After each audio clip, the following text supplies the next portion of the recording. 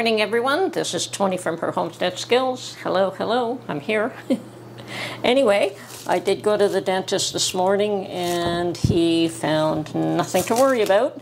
Second set of x-rays, and the issue that I thought I have, apparently I don't have. So I went to the market and picked up some more. Anyway, we're keeping an eye on my dental issue. Picked up some more chicken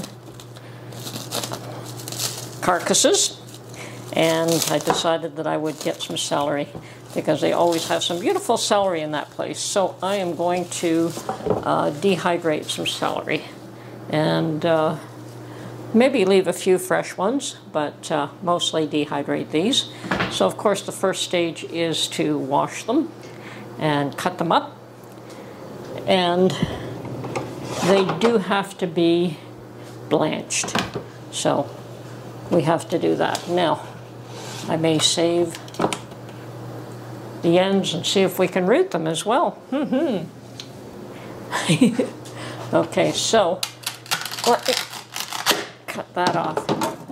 Issue is, can we reroot these? I'll take the ends off here and try putting this in soil and see if I can root it.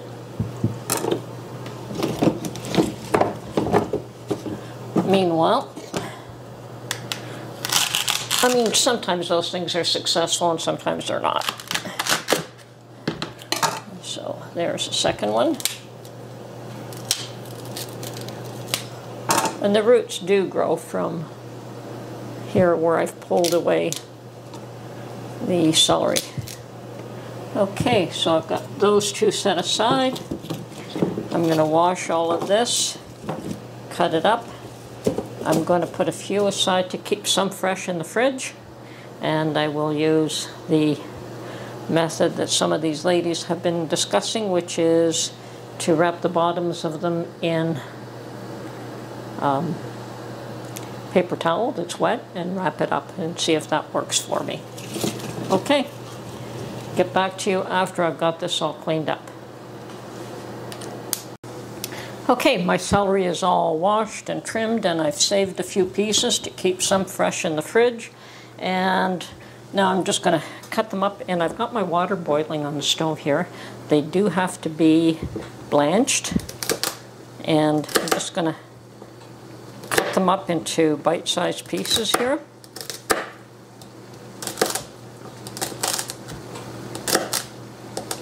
Now, it really doesn't matter what size. Maybe a little bigger would be better because they do shrivel up, actually. Everything dehydrated gets smaller. Let me get my vegetable knife.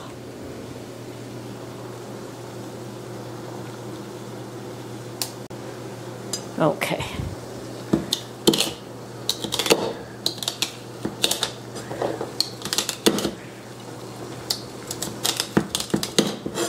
And perhaps I can do more than one at a time.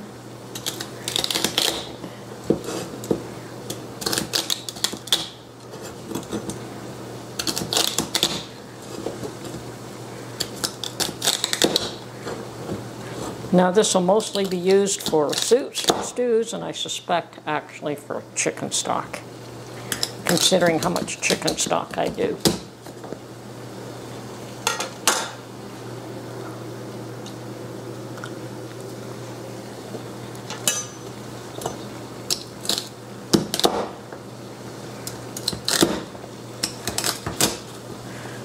Okay, I think the first lot can go in. And I'll just keep trimming this up.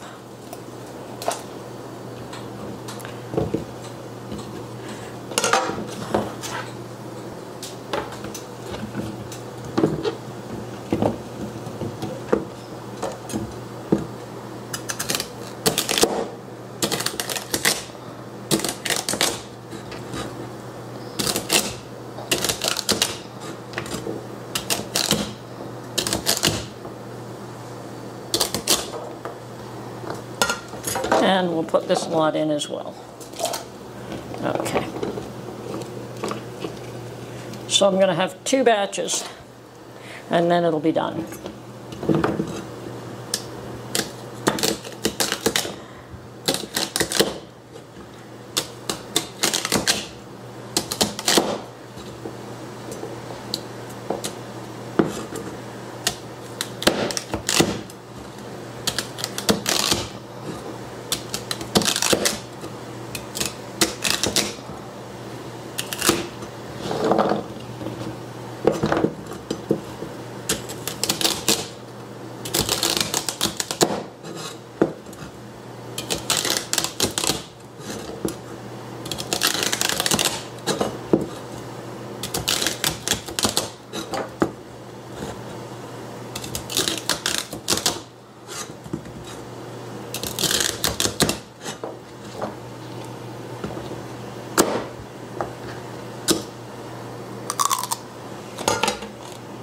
And the really tender ones I like to eat.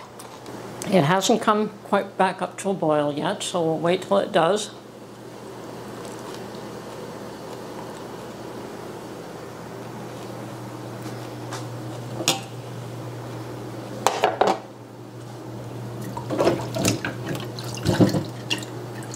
Meanwhile, I will do the paper towel wrap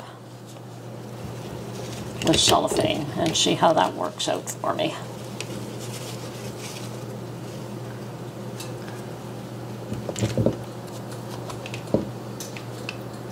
Okay, water is just coming to a boil, and we're going to let that boil for about 2 or 3 minutes. Meanwhile, I've got this all ready. I've put an elastic band on there to hold the paper towel on. I'm going to wet it. So it's all wet now, and I think I'm just going to put it in a, I guess saran wrap will do it.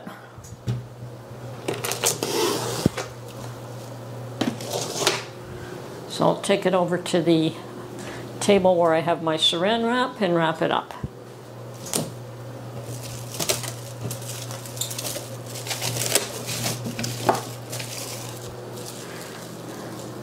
Okay, it's now all wrapped up in saran wrap with a wet paper towel, and I'm hoping that the system will keep it fresh.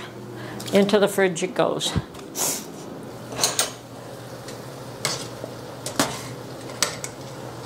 Now, you blanch them in order that they will maintain the nice green color. You see how it's still beautiful?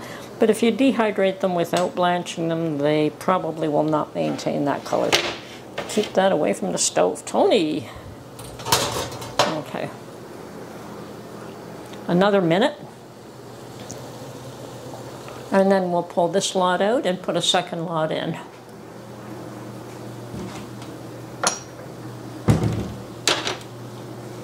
I don't know how many trays this will make. Probably not that many, but this is going to be adequate for my needs for the time being.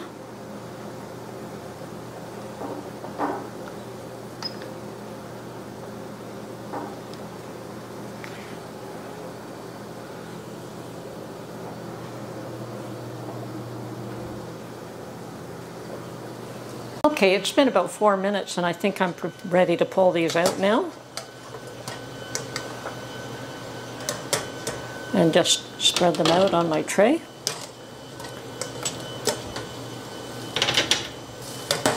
I think in the past I have cut them up a bit smaller, but considering what likely the use is going to be for them, they don't have to be all that small. Okay. We want to lay these out. Well, let's get these guys in first. Second batch in.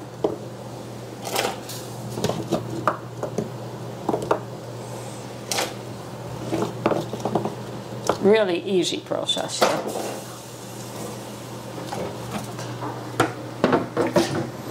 Okay, so we want to lay these out one layer, and I will get a second tray here.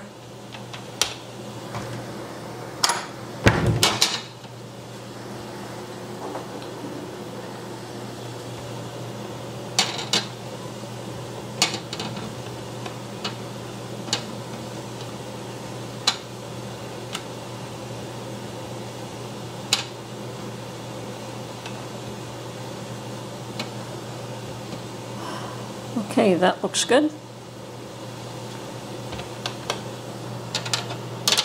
Waiting for that batch to come back to a boil. Okay, put the second tray on. I suspect we're going to be using 3 trays here. There we go. Okay, so it's been about 4 or 5 minutes, so now I'm going to pull these out and start spreading them out. And because I have more than ample trays, I'm certainly not going to crowd these guys.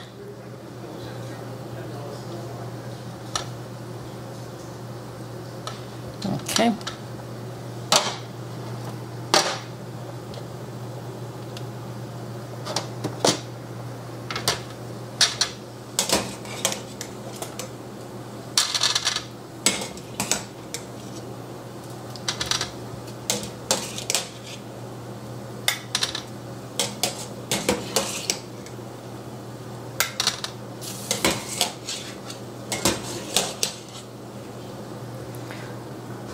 Of course, the main thing is make sure I've got them all.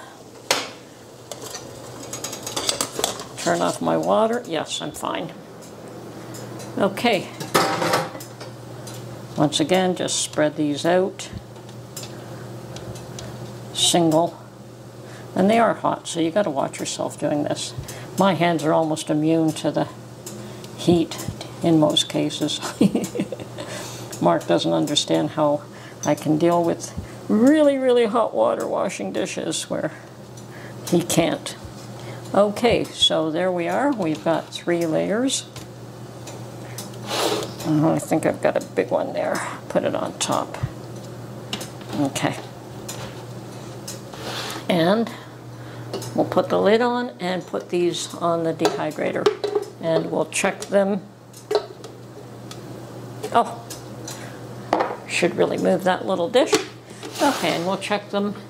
Oh, I'm going to put them on for about 125 degrees, and then we'll check them in probably tomorrow morning. And I do have my dehydrator just set up so that I just brought it over, turned it on, and good to go. I can ignore it now. And actually, I will check it tonight and see how well they're doing, and if they have to continue to dehydrate. I suspect they won't be ready till the morning anyway. But we will check them periodically. Okay, and before I end this process for the day, I have a little bit of soil in this container, and I'm going to put both of these in this container and just put it aside. I have no idea if they'll do well, if they won't do well, but certainly we'll give them an opportunity to grow. I suspect they will start growing from the center. So just keep an eye on these. And another one of the house plants. These are one of the plants that you can regrow. And it probably is a whole lot faster to regrow them this way than it is to start them from seed. Okay, now that I have completed my celery dehydration for the day, I'll probably pull that out tomorrow and let you look at the end result and probably put it in a mason jar. I would suspect that a quart will be enough, but maybe not. Maybe I'll need a larger jar. Anyway, I've decided that after I post this video, I will probably go to the thrift shop and see about finding some fabric there that I may want to use for making skirts. I don't know if I'll find something that I like, that I can use, and I do have a specific pattern in mind. Probably I can make the pattern myself, but I may also go to a fabric shop and see if I could find the pattern. I'm looking for something that is a longish, wide skirt with pockets. So a pocket skirt, I guess they call them. But I don't want a short one. I want it to be comfortable. I want it to be on the waist, and unfortunately my waist is a little bit thick, so that could be the issue, which would make it uncomfortable for me. So, and that's why my old skirts don't fit. Anyway,